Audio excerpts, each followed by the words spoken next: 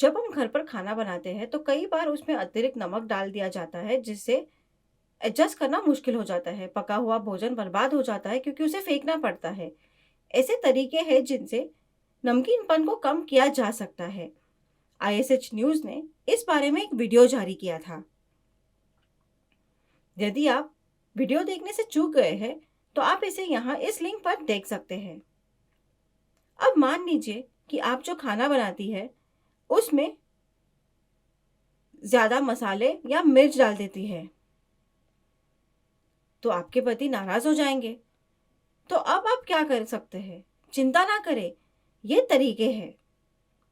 अगर आपका खाना ज्यादा मसालेदार या तीखा हो जाए तो उसमें दूध या क्रीम मिलाएं, या आप सार क्रीम या थोड़ा मक्खन भी या दही भी मिला सकते हैं। किसी भी एक डेयरी उत्पाद को मिलाने से तीखापन कम हो जाएगा। मिर्च में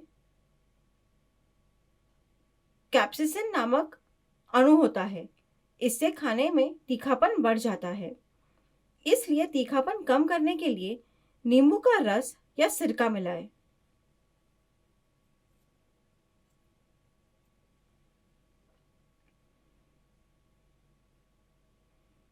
अगर आपका खाना बहुत मसालेदार या तीखा हो गया है तो आप उसमें पिसी हुई चीनी, गुड़ या ब्राउन शुगर मिला सकते हैं।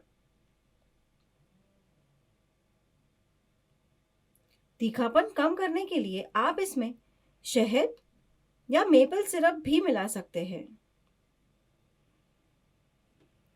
अगर आपने जो सब्जी बनाई है वो मसालेदार हो तो उसमें कुछ और सब्जियां मिला लें। आप शायद सोच रहे होंगे कि ये कैसे संभव है।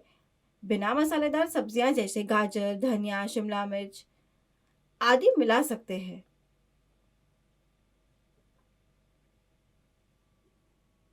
अगर आप ऐसी सब्जियां मिलाएंगे जो प्राकृतिक रूप से तीखी है तो खाना और अधिक तीखा हो जाएगा।